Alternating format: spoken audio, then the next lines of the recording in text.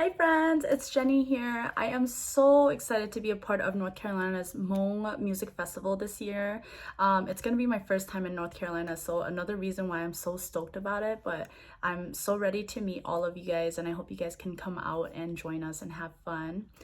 So for this event, my main point of contact has been G. He's been so organized, so helpful, and everything has just been flawless really, so I wanted to give a big shout out and a huge thank you. G also provided me some interview questions today that I'll be answering on this video. This is very new. I've never really done this before, so bear with me if I sound like I'm rambling or something, but let's go ahead and jump right in. The first question is, which artists do you listen to that not a lot of people know? So I love this question because one thing about me is I love to put people on, especially if you've never heard of them.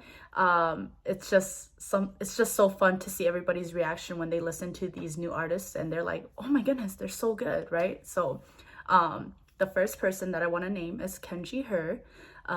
He's so underrated. Not only does he sing, but he does mix and master music as well. So a lot of my new songs, he's the sound engineer behind them. So make sure you guys check him out. He has some awesome originals and his vocals are just out of this world, honestly.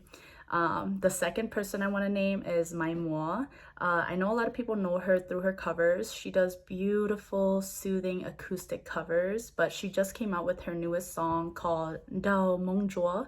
So that song is like so different in all the best ways, and I just love it so much, and I'm sure you guys will love it as well.